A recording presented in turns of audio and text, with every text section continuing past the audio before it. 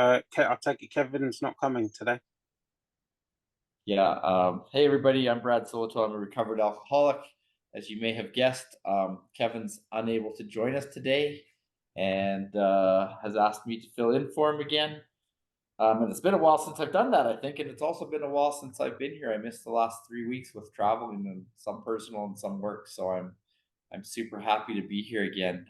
In Kevin's tradition, I'd like to start off first with the set aside prayer, or a version of the set aside prayer, this version, which helps me remember and helps me get centered and focused and remember that I will always have much to learn about this program, and I need to remain open minded and willing to learn. So the set aside prayer goes like this, or this version does. God, today help me set aside everything I think I know about you, everything I think I know about myself, everything I think I know about others, and everything I think I know about my own recovery, so I may have an open mind and a new experience with all these things. Please help me see the truth.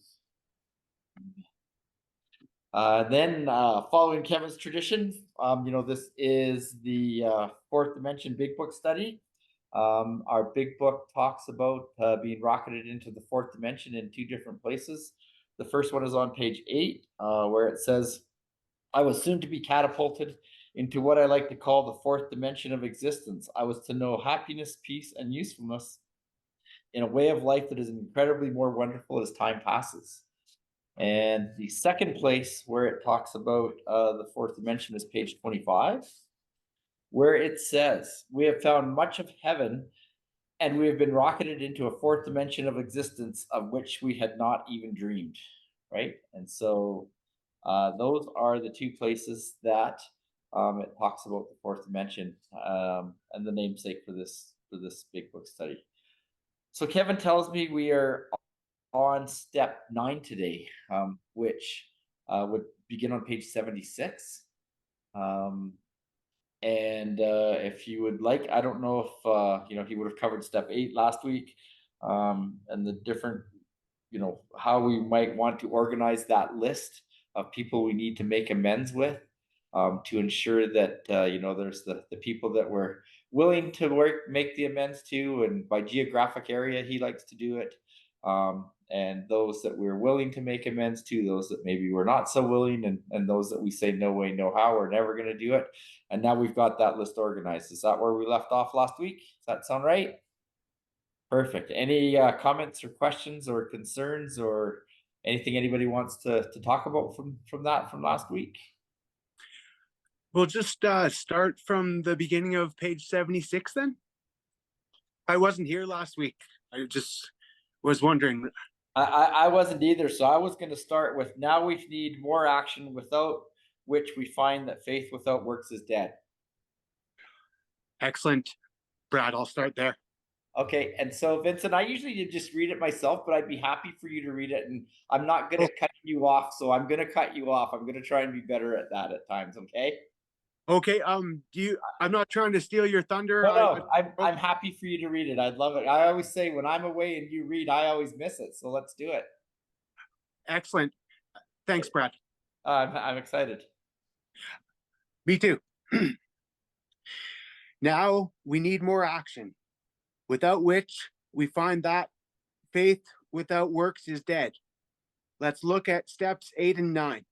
We have a list of all persons we have harmed and to whom we are willing to make amends. We made it when we took inventory. We subjected ourselves to a drastic self-appraisal. Now we go out to our fellows and repair the damage done in the past. We attempt to sweep away the debris which has accumulated out of our effort to live on self-will and run the show ourselves. If we haven't the will to do this, we ask until it comes. Remember, it was agreed at the beginning we would go to any lengths for victory over alcohol. Okay, let's stop there for a quick sec. I just want to mention two things. First of all, and I'm sure you probably talked about this already, but it says we've got this list of people, that we're willing to make amends. We made it when we took inventory. So they're saying when we did step 4, we made this list. I also like to point out, you know, at different points that there's also people that I need to add to that list that I didn't have a resentment towards, right? Or that I didn't, you know, there's no resentment, there's no fear, there's none of that.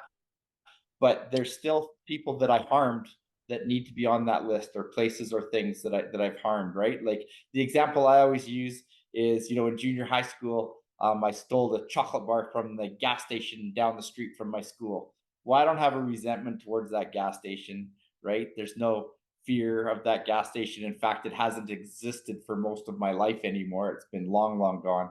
But I still owe a financial amend, right? And so I just like to make sure, you know, sort of when we're finishing step 4 and leading up to this part, I always ask my guys on their phone or whatever to just, as you come up with somebody that's not on your step 4 list, let's make sure that we're adding those people that I harmed and there's no resentment there, so that I don't miss them down the road, right? For me, most of those were financial amends. They had to do with petty little stupid things that I had done, right? So let's you know, let's make sure we add those.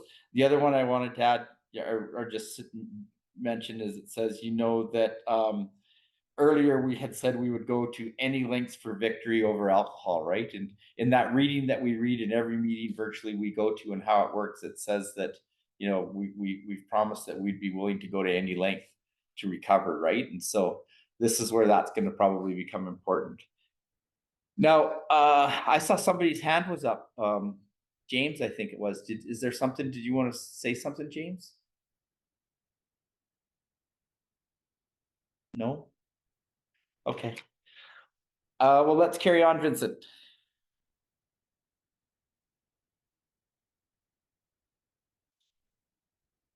Oh, you're muted, Vincent.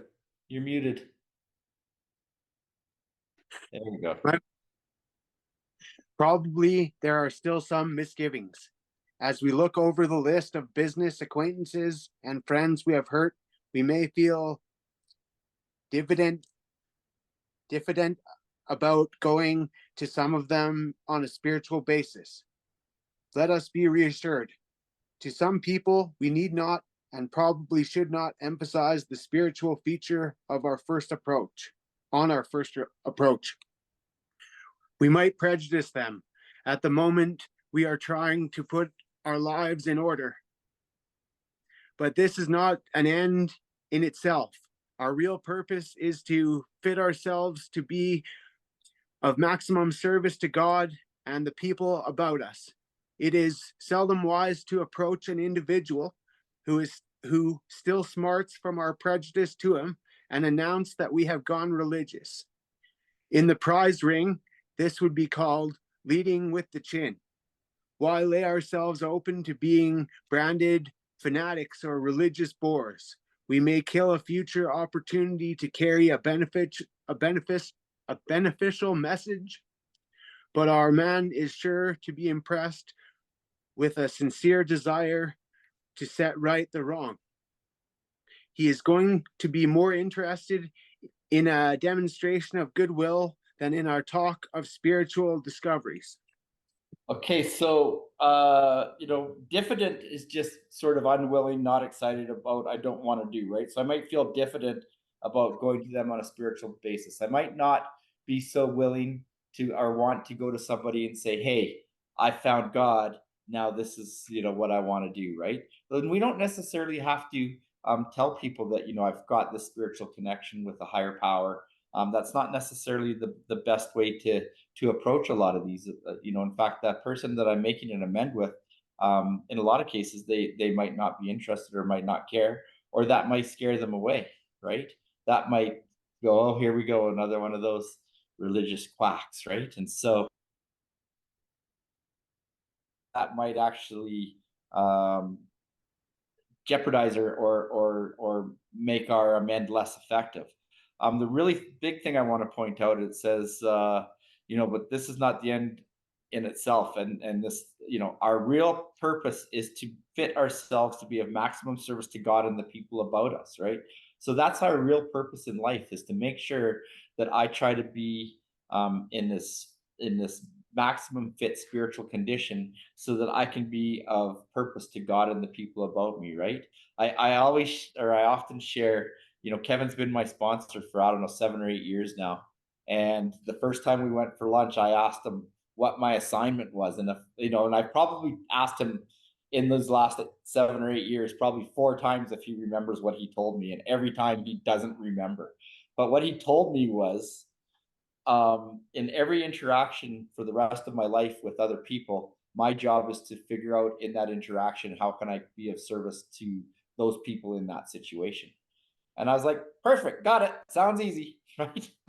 Let me tell you, I can go days or longer without even thinking about it, right? Now, I think I'm better at it than I probably ever have been, but that's our real purpose. That's our purpose in life, is to be of maximum service to God and the people about us, right? How do I be of maximum service to God?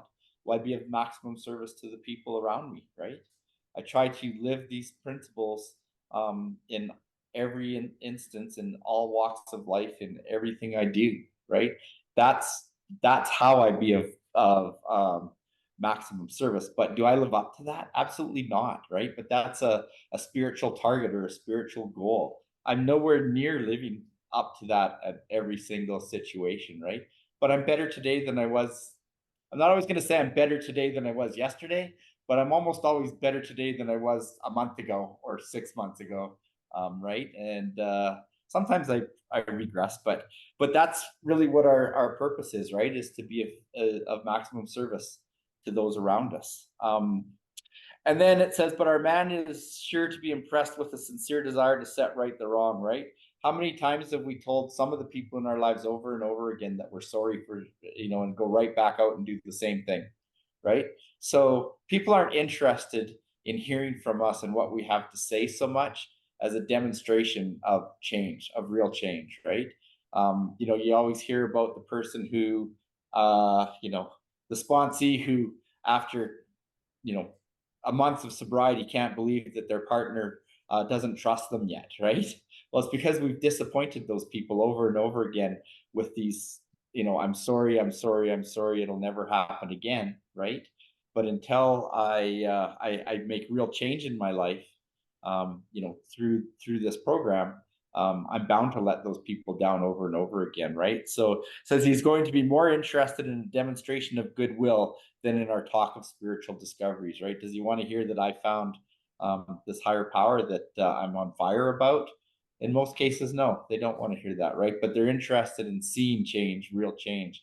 And that's how we attract people. It's attraction rather than promotion, right? As they see the real change within us. So does that make sense? Okay, thanks. Vincent, ready? Yes, Brad, thank you. We don't use this as an excuse for shying away from the subject of God. When it will serve any good purpose, we are willing to announce our convictions with tact and common sense. The question of how to approach the man we hated will arise. It may be he has done us more harm than we have done him, and though we may have acquired a better attitude toward him, we are still not too keen about admitting our faults. Nevertheless, with a person we dislike, we take the bit in our teeth. It is harder to go to an enemy than to a friend, but we find it much more beneficial to us. We go to him in a helpful and forgiving spirit, confessing our former ill feeling and expressing our regret. Under no condition do we criticize such a person or argue. Simply, we tell them that we will never get over drinking until we have done our utmost to straighten out the past. We are there to sweep off our side of the street, realizing that nothing worthwhile can be accomplished until we do so, never trying to tell him what he should do. His faults are not discussed. We stick to our own. If our manner is calm, frank, and open, we will be gratified with the result. In 9 cases out of 10, the unexpected happens. Sometimes the man we are calling upon admits his own fault. So feuds of years standing melt away in an hour. Rarely do we fail to make satisfactory progress. Our former enemies sometimes praise what we are doing and wish us well. Occasionally, they will offer assistance. It should not matter. However, if someone does throw us out of his office, we have made our demonstration, done our part. It's water over the dam. Okay, let's stop there again for a minute. So let's just talk about this part for a bit. It says we shouldn't shy away from the subject of God. Last paragraph we talked about maybe we don't want to lead with the subject of God and this higher power, but in this paragraph it says, but hey, if it seems like it's the right time, then we don't shy away from it either, right? If it seems like the person is interested in that, or like that it's appropriate. I mean, there's a million different examples of amends, so we're just kind of talking about them in broad terms here. It says, and it says when we approach an enemy, and I like to share about this amend that I made. Has anybody ever said, well, I'm not going to ask you if you've ever said it, but have you ever heard in a meeting, if it's an amend I'm supposed to make, God will put that person in my path?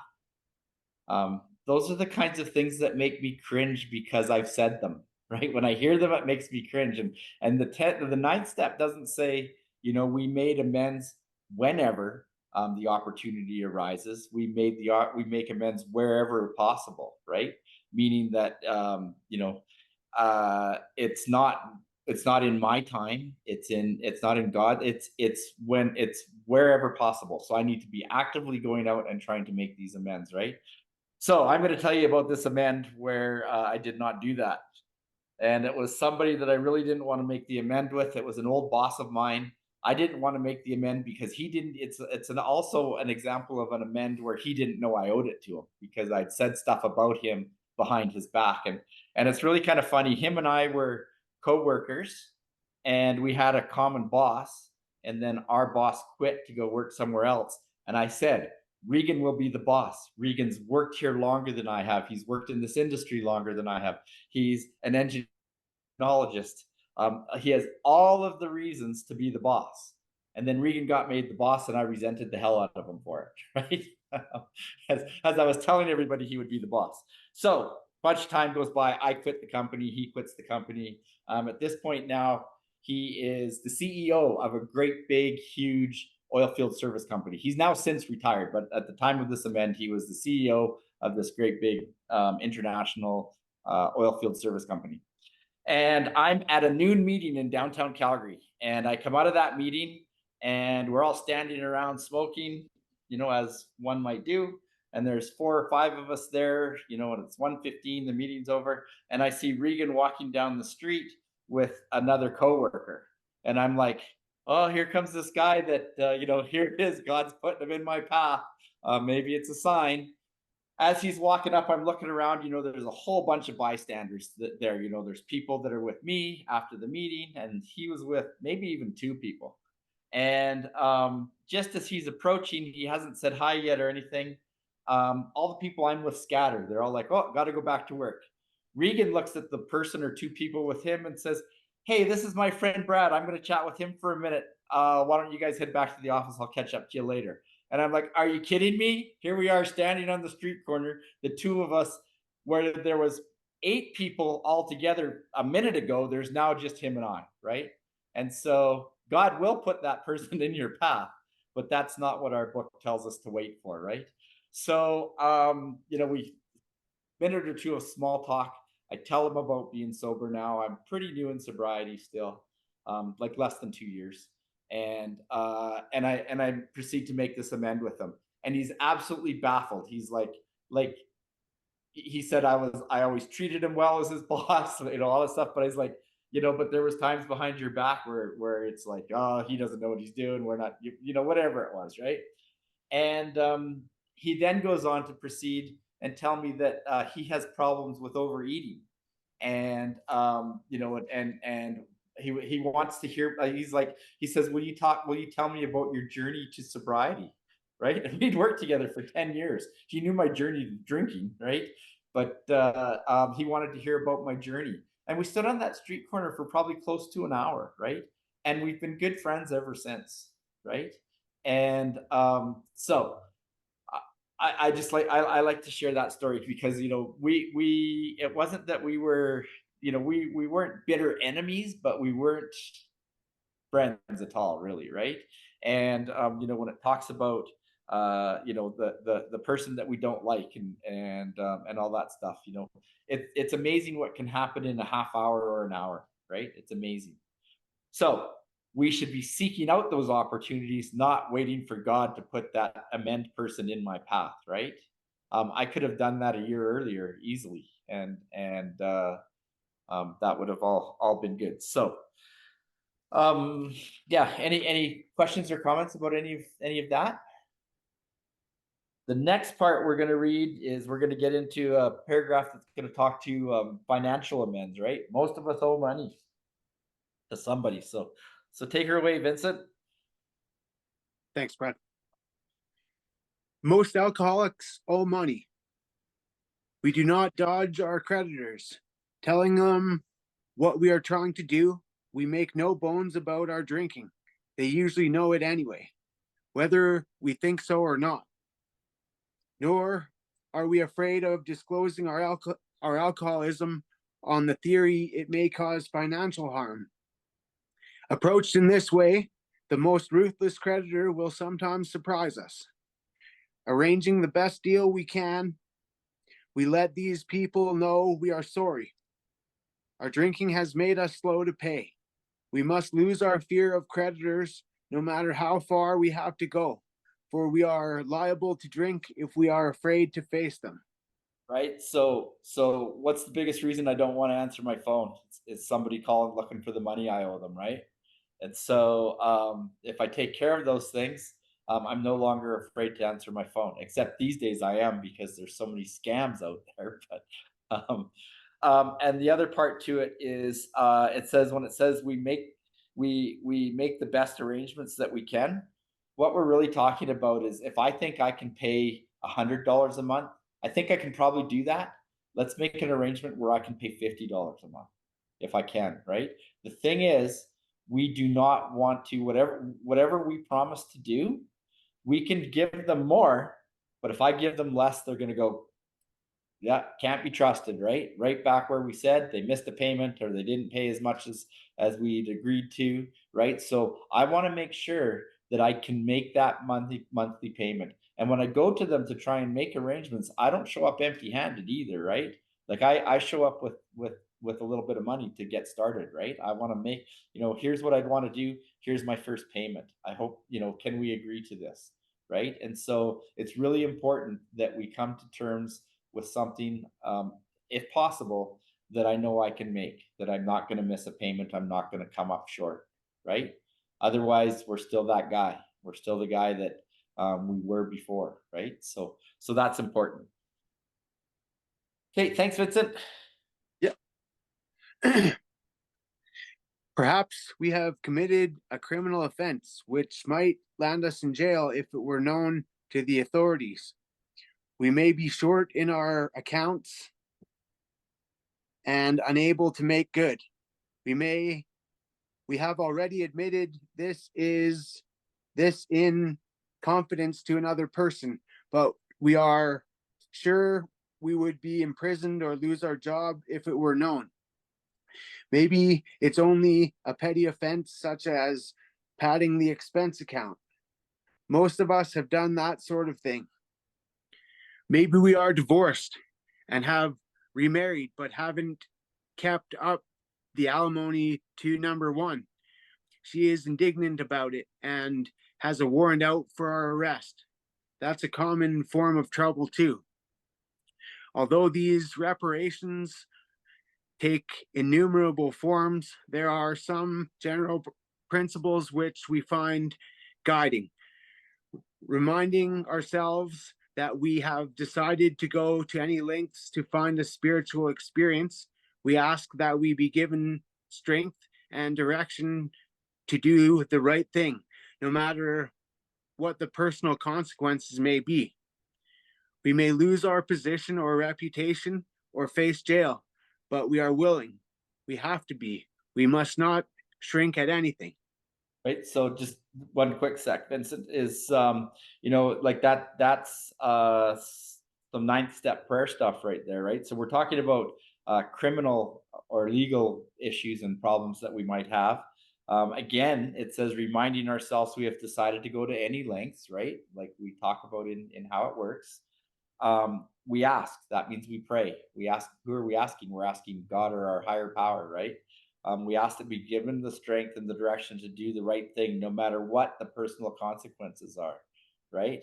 We know that there's certain things that I need to make amends for where the consequence might not be good, right?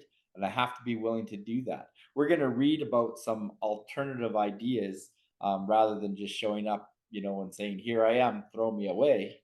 But I have to be willing I have to be willing to accept whatever the consequences are, right? That's what the willingness is. Earlier in this book, it says that we have to be thoughtful and caring of others, but hard on ourselves, right? We have to be, my whole life, I let myself off the hook for the things I had done. I forgave myself really easily, right?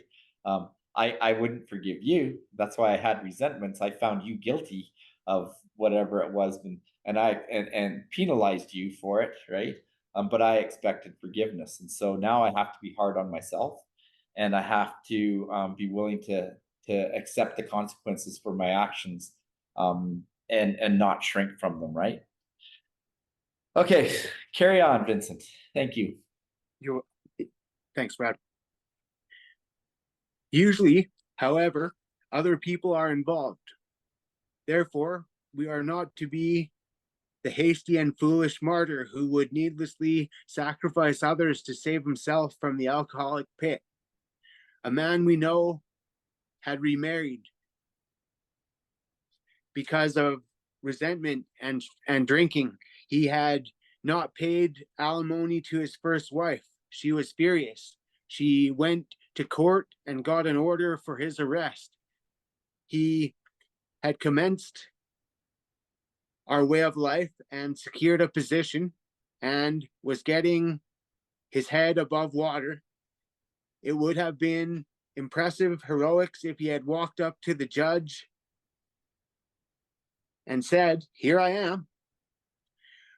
We thought he ought to be willing to do that if necessary, but if he were in jail, he could provide nothing for either family.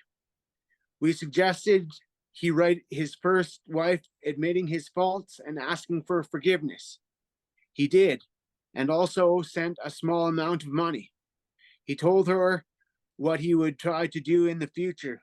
He said he was perfectly willing to go to jail if she insisted. Of course, she did not, and the whole situation has long since been adjusted. Right. So that's what we were talking about is he was willing to go to jail, but there was an alternative thing that he could do to make amends with his ex-wife, right? And if she had said, "No, I don't want the money, like I don't, I want you in jail. I'd rather you go to jail than to start paying me back the money," then he had to be willing to do that. But that doesn't do her any good, and that doesn't help his family, people that could have been affected by this amend, right? And we're going to talk about another example about that right away too. All right, we're going to talk, we're going to talk about a third party amend here, which really used to which really confused me a lot in the beginning. So let's read about it, Vincent. Thanks, Brad. Before taking drastic action, which might implicate other people, we secure their consent. If we have obtained permission, have consulted with others, ask God to help, and the drastic step is indicated, we must not shrink. This brings to mind a story about one of our friends. While drinking, he accepted a sum of money from a bitterly hated business rival, giving him no receipt for it. He subsequently denied having received the money and used the incident as a basis for discrediting the man. He thus used his own wrongdoing as a means of destroying the reputation of another. In fact, his rival was ruined. He felt that he had done a wrong he could not possibly make right. If he opened that old affair, he was afraid it would destroy the reputation of his partner, disgrace his family, and take away his means of livelihood. What right had he to involve those dependent upon him? How could he possibly make a public statement exonerating his rival? After consulting with his wife and partner, he came to the conclusion that it was better to take those risks than stand before his creator guilty of such ruinous slander. He saw that he had to place the outcome in God's hands, or he would soon start drinking again, and all would be lost anyhow. He attended church for the first time in many years. After the sermon, he quietly got up and made an explanation. His action met widespread approval, and today he is one of the most trusted citizens of his town. This all happened years ago. The Okay. chances are Let's stop there for a second again, Vincent.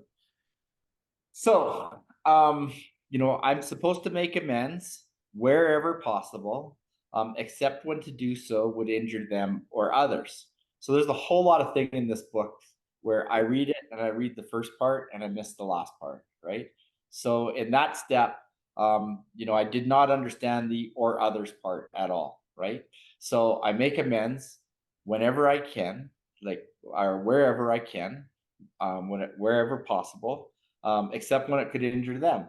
And so I understood that part, right? And well, I didn't understand that part, but I thought I did. At least I got it was I'm going to make an amend with somebody unless it's going to hurt that somebody, right? So a lot of those for me were like my ex-wife and those types of things where it's just gonna. I thought well, in my mind it was going to create more harm. But this or others part, I completely never understood, right? And so here in our story, we've got this guy who borrows money, takes money from a bitter rival and doesn't give him a receipt, and then uses that to discredit him and ruins his rival, right? What a dirty, low down thing to do, right? So, now he gets sober and he wants to make amends with that, but he's got a business partner now where if he goes and he can't see how do I make this amend without creating harm for my business partner and for my family, right? If I'm ruined financially now because of it, because of this horrible thing I've done, how do I provide for my family? And is that fair to my business partner? And so they could very well be harmed because of this, right? And so before I can make that amend, I have to secure their permission. They have to understand the risk of what I want to do. And if they're not willing to take that risk, I have to live with that. I can't make the amend, right? I can't save my skin at the expense of somebody else, right? And so that's really what we're talking about in that or others part. I had an amend that I wanted to make, and my wife asked me not to make it, right? She said it was going to hurt her. And could I please quit talking about it? And if I insisted on doing it, not to ever tell her I had done it. She didn't want to know. So I couldn't do it. I didn't make that amend. I think I had ulterior motives in making that amend anyways. So I don't think I was in very fit spiritual condition. But does that make sense? Is if make an amend, and there's the chance that somebody else could get hurt, I need to secure their permission first. They have to understand what the risk is for them, right? And this is why it's so important. We think that we can just run off and start making amends, and there are some things that are pretty minor that I need to make amends for. But when it's something that's big, I don't ever try to attempt it without talking to my sponsor first. And I try to convince my guys that we should talk before they make any of their amends. And then all of a sudden I'll get a message and I was like, hey, I made 4 more amends in the last 2 weeks. And you haven't heard from them in a month and they're running around making amends and you're hoping it's going well. But like, any of them to do with past relationships or bosses or any of the big ones that I need to make, I know that I'm not qualified to understand what the amend is on my own because I have these blinders on where I see what I see, right? I see what I think the problem is. And or I don't understand everything about the problem, maybe. That's sort of what those are all about. Next, we're going to talk about and read about domestic and sort of our intimate relationships and amends there. So let's carry on, Vincent. Thanks, Brad. The chances are that we have domestic troubles. Perhaps we are mixed up with women in a fashion we wouldn't care to have advertised. We doubt if, in this respect, alcoholics are fundamentally much worse than other people. But drinking does complicate sex relations in the home. After a few years with an alcoholic, a wife gets worn out, resentful, and uncommunicative. How could this be anything else? How could she be anything else? Rather, the husband begins to feel lonely, sorry for himself. He commences to look around in the nightclubs or their equivalent for something besides liquor. Perhaps he is having a secret and existing affair with the girl who understands. In fairness, we must say that she may understand, but what are we going to do about a thing like that? A man so involved often feels very remorseful at times, especially if he is married to a loyal and courageous girl who has literally gone through hell for him. Whatever the situation, we usually have to do something about it.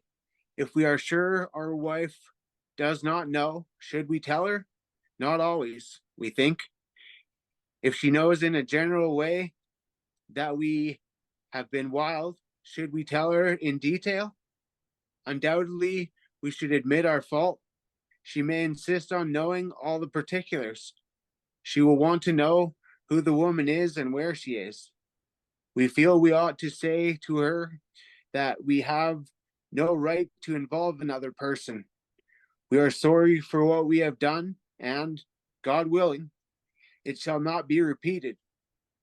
More than that, we cannot do. We have no right to go further.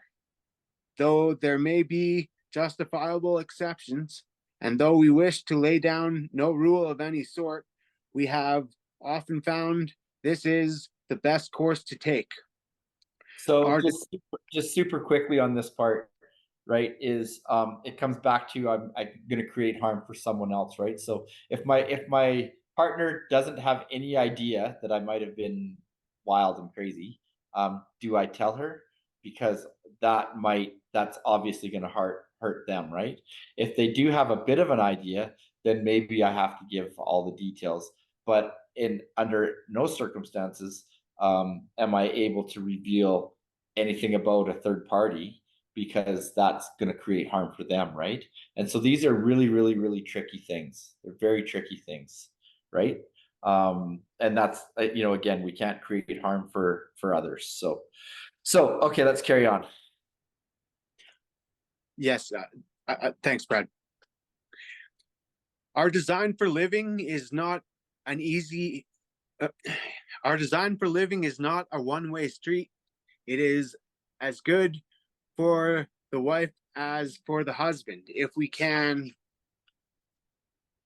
forget, so can she. It is better, however, that one does not needlessly name a person upon whom she can vent jealously. Perhaps there are some cases where the utmost frankness is demanded. No outsider can appraise such an intimate situation. It may be that both will decide that the way of good sense and loving kindness is to let bygones be bygones.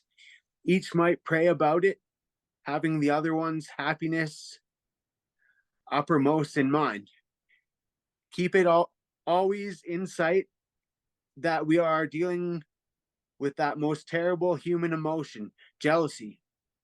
Good generalship may decide that the problem be attacked on the flank rather than risk face-to-face combat. If we have no such complication, there is plenty we should do at home. Sometimes we hear an alcoholic say the only thing he needs to do is to keep sober. Certainly he must keep sober, for there will be no home if he doesn't. But he is yet a long way from making good to the wife or parents whom for years he has so shockingly treated. Passing all understanding is the patience mothers and wives have had with alcoholics. Had this not been so, many of us would have no homes today, would perhaps be dead. All right, let's just stop there for a quick second again. Sometimes we hear an alcoholic say the only thing he needs to do is to keep sober, right? That's, I think, for me and for many others that I've talked to, that's why I thought I came to AA. And when I was early in AA, and I would hear somebody introduce themselves, as like this: "Hi, my name is Brad, and I'm a grateful alcoholic." And that used to just piss me off. I couldn't understand why someone could be a grateful alcoholic. Like, my life is miserable. Why, I'm here. My life is so bad. I'm here of all places, right? How could I possibly be grateful? And it's because I was under the assumption that I was there to learn how to not drink. And really, what I was learning how to do is, what we get to learn here is how to live this wonderful life. If I came to AA and all I learned how to do was to not drink, I'd just be a miserable sober guy, right? I would be selfish, self-centered, self-seeking. I would still be looking at all of you people as, what do I get from you, not how can I try and be of service to you, right? And so that always makes me laugh, because I think we come here generally for one reason, and if we stick it out long enough, we get so much more in return. So yeah, it doesn't make me angry anymore when somebody introduces himself as a grateful member of Alcoholics Anonymous. So I just wanted to share that. So let's keep going. Yes. The alcoholic is like a tornado roaring his way through the lives of others. Hearts are broken, sweet relationships are dead, affections have been uprooted, selfish and inconsiderate habits have kept the home in turmoil. We feel a man is unthinking when he says that sobriety is enough. He is like the farmer who came up out of his cyclone cellar to find his home ruined. To his wife, he remarked, "Don't see anything the matter here, Ma. Ain't it grand? The wind, ain't it grand the wind stopped blowing?" Yes, there is a long period of reconstruction ahead.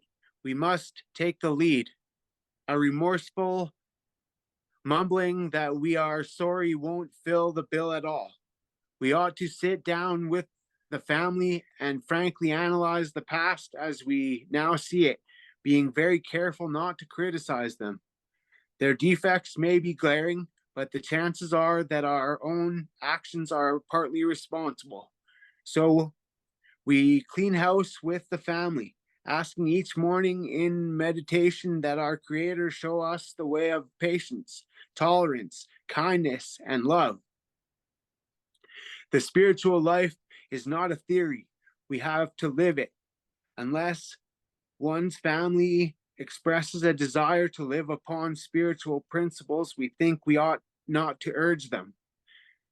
We should not talk incessantly to them about spiritual matters. They will change. I just want to pause there for a quick minute, Vincent. We have to live it, right? Like this spiritual life. I've been through times in my life, in my recovery, where I have what's known as bookend spirituality, or bookend recovery, right? I do my prayers in the morning, I do my prayers at night. I don't think about God in between all day long, right? I'm running around out there, as Kevin says, I'm living in the world, not living in AA, right? I'm living in the world and I'm visiting AA at that time, and I need to live in AA and visit the world, right? And so I have to live it everywhere, not just the hour I spend with you folks once in a while, right? Um, and then it says we should not talk incessantly to them about spiritual matters, right? I have a stepdaughter, but I have these two older kids, my son and my daughter. And there was times when I thought my son maybe drank like me, but he didn't think like me. And he's a pilot now, so he doesn't drink that much. And then I have this daughter who has this very controlling personality, and she likes things to be how she likes things to be. And so when I first got sober, I was constantly trying to get her to learn the Serenity Prayer. And 12 years later, she still will not talk about the Serenity Prayer. She still has no desire to learn it or hear it or know anything about it, right? And so we shouldn't run around trying to push our newfound ideas on others, our new spiritual ideas on others, as we may spoil a future opportunity, right? So I have to live it, but I can't. It's promotion rather, or attraction rather than promotion, right? I have to be an example of others, so to others, so that maybe one day somebody might say, "Hey, can I talk to you about why you're actually happy, right, all the time, right?" And not so much of, "Hey, that thing you've been trying to push on me, I think I'm ready now," right? Because that doesn't work for most of us, right? Okay, let's keep going. We're almost to the end of the chapter, and then we got a few things to talk about, or the end of the step. Thanks, Brad. They will change in time. Our behavior will convince them more than our words. We must remember that 10 or 20 years of drunkenness would make a skeptic out of anyone. There may be some wrongs we can never fully right. We don't worry about them if we can honestly say to ourselves that we would right them if we could. Some people cannot be seen. We send them an honest letter, and there may be a valid reason for postponement in some cases, but we don't delay if it can be avoided. We should be sensible, tactful, considerate, and humble without being servile or scraping. As God's people, we stand on our feet. We don't crawl before anyone. Okay, so some wrongs that we can never fully right, but I have to be ready to right them if possible, right? So who knows? There could be an amend I need to make, and due to whatever kind of circumstances, maybe it's just not possible.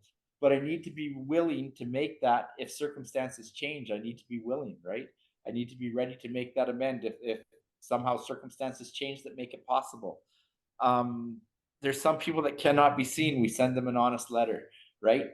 The examples of that I'm talking about, like my first few days in AA, this guy that was sober 9 months in Lloydminster, so Alberta Saskatchewan border. This guy had been sober 9 months, and he just got home when I was going to my first meeting or two from going to the East Coast to make amends with his family, with his brother's family, his brother and his family. And I was like, I don't know what these amends are, but these people take that seriously, right? I got right from day one how important this was to make these amends, because Tommy had just gotten home from going all the way to the East Coast and making amends with his brother, who had never allowed him to meet his nephews, right? And his nephews were not babies. So I knew this was a powerful thing. There may be a valid reason to postpone it. But this thing about sending a letter, right? As the examples of that I've seen are to family members and loved ones that have passed away. And one of the most powerful things I've ever seen was a letter that was written to a father. And then we went out to Kananaskis and sat out at Elbow Falls. She actually sat on a rock out in the creek, and in the Elbow River, and read this letter to her father. Me sitting on the bank, bawling my eyes out, right? And then burnt the letter and left it on the rock to her father. And so that's a really good example of when we can do that kind of thing, right? And then it says we should be sensible, tactful, and considerate, right? So, when I'm making amends with somebody and I'm being honest, honesty without compassion is just meanness, right? So I need to be tactful, and make sure that when we're talking about some of these things that might be hurtful or could be hurtful, that I'm doing it in a loving way. But on the other hand, we're not there for somebody to beat up on us either, right? Unfortunately, there's sometimes in my life when somebody's not happy with me, AA becomes nothing but a load of crap. And, people sometimes expect me to be 100% perfect, which I'm far from. So I still sometimes disappoint people and have to make more amends. As God's people, we stand on our feet and we don't crawl before anyone. And now we're going to read the 9-step promises, and I'm just going to share my pet peeve. We're often in meetings asked to read the promises, and I think when the way we portray that, newcomers might think these are the only promises in the book. And when it says we are halfway through, because we don't explain to them that these are the promises that go with doing the 9th step, that they automatically think that halfway is step 6, and that all of these things should be true in their life. So when I'm asked to read them, I just say, these are the promises that come from the 9th step, or these are the 9th step promises. And the other thing we're going to talk about real quick is these 9th step promises. Well, let's read them first, and then we'll talk about that. Do you want to read through them, Vincent? Absolutely, Brad. Thank you. If we are painstaking about this phase of our development, we will be amazed before we are halfway through. We are going to know a new freedom and a new happiness. We will not regret the past nor wish to shut the door on it. We will comprehend the word serenity, and we will know peace. No matter how far down the scale we have gone, we will see how our experience can benefit others. That feeling of uselessness and self-pity will disappear. We will lose interest in selfish things and gain interest in our fellows. Self-seeking will slip away. Our whole attitude and outlook upon life will change. Fear of people and of economic insecurity will leave us. We will intuitively know how to handle situations which used to baffle us. We will suddenly realize that God is doing for us what we could not do for ourselves. Are these extravagant promises? We think not. They are being fulfilled among us, sometimes quickly, sometimes slowly. They will always materialize if we work for them. Awesome. Thank you, Vincent. So these 9-step promises that are starting to come true in my life, right? Why are they starting to come true? My life is now starting to become a God-managed life, right? I have a new manager. I've given up being the director, like we talked about in step 3 in this play of life. And I'm starting to work for a new boss, right? And so my life is starting to change, and these promises are coming true. These promises are the exact opposite of the bedevilments on page 52, right? On page 52, if I read those bedevilments, it says this: we had to ask ourselves why we shouldn't apply to our human problems the same readiness to change our point of view. We were having trouble with personal relationships. We couldn't control our emotional natures. We were a prey to misery and depression. We couldn't make a living. We had a feeling of uselessness. We were full of fear. We were unhappy. We couldn't seem to be of real help to other people. Was not a basic solution of these bedevilments more important than whether we should see newsreels of lunar flight? Of course it was, right? Those were the results I got when I was the manager, when I was running the show, when I tried to be the director, right? So that's page 52. By the time we get to page 84 or 85, 84, now I have these 9 step promises coming true because I'm turning over my will and my life to the care of this higher power, right? And I'm actually starting to live this God managed life.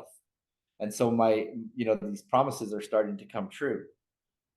So that's a miraculous change, right? The last thing that I want to talk about is actually making an amend and how we go about doing that, right? So, again, it's not I'm just showing up and I'm there to say I'm sorry, right? There's actually used to be 4, now Kevin's added a 5th, so we're going to talk about the 5th one because this is Kevin's book study and he's my sponsor. So, if I'm going to make an amend, the first thing I'm going to do is talk to my sponsor about it, right? I'm going to talk to him. I'm going to make the amend, and I'm going to report back to him about how it went, especially in the beginning and with some of these bigger ones. So when I go to make the amend, right, I phoned up the person, I've asked them if I can come and see them. We've made an appointment. It's on their time, on their schedule. And I'm not asking them to come downtown to see me, right? I'm not trying to inconvenience them at all. And I make this appointment to go see them. So I go see them, right? So number one, I have to tell them why I'm there, right? Why am I here? Hey, I'm trying to make some changes in my life. I've made some mistakes in the past. I've stopped drinking. Part of the program for me to stop drinking is I need to clear up, some of the mistakes I've made in my past and try to, to fix and to make right some of the things I've done wrong, right? So then number two, I'm going to tell them what I did, right? And this is what I think I did, right? I'm going to tell them, I'm going to be specific, and I'm going to talk about my defects of character, right? So I stole money from you because I'm selfish and self-centered, right? I only think of myself, whatever it is, right? I'm going to, it's what I did, and I want to be specific about it, and I want to identify my defects of character, right? So now that's the first half of it. The third thing I'm going to do now is then I'm going to ask, how else have I harmed you, right? Because I know what I think I did to somebody, but especially loved ones in my life and in my family, I've harmed them in ways that I'm completely unaware of, that I'm oblivious to it, right? So I'm going to ask them what else I've done to harm them, and then I have to just listen. There's no arguing with them. There's no, there's no, but you did this, right? I'm going to ask them what else I did to harm them, and then I'm going to shut up and listen, right? I don't get to talk now. I'm going to listen to what they have to say. And I can tell you that most of the time there wasn't a whole bunch more, but my brother-in-law filled me in on some things that I was completely oblivious to, right? That in ways that I had harmed him, that I didn't know about at all. And then the fourth thing I'm going to do is ask, what can I do to make it right? Right? What can I do? How can I fix this? How can I repair our relationship? What can I do to make this better? Right? What can I do to help repair our relationship? Right? And again, then I'm going to listen. Right?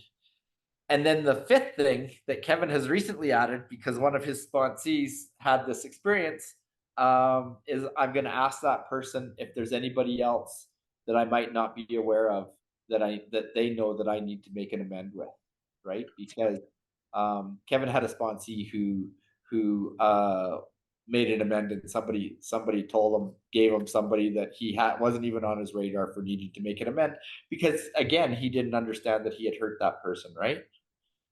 Does that make sense? And it's 6:59. I think I'm ready to wrap up. So thank you all so much. I do a book study on Monday nights, and we like to, I know Kevin likes to lately, because in the US they do this, is do the Our Father prayer. But in our other book study on this remote community site, we have always held hands remotely because we can't get a computer virus. But we also like everyone to turn on their microphones at the same time, because I don't know if you've ever all spoken at the same time on Zoom, but it's very chaotic and I like it. And we'll do the serenity prayer. God, grant me the serenity to accept things that Things I cannot cannot change. courage Courage to change the things we can, and and wisdom the wisdom to know the difference. I Awesome. will let mine be done. Thank you, everyone. Thank you, Thanks, Brad. guys. Now we can do Kevin's thing too and go around and